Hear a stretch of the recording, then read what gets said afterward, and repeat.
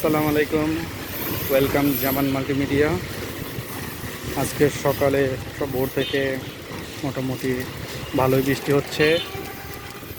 এই মুহূর্তে সকালবেলা বৃষ্টিতে হেঁটে চলার মজাই অন্যরকম।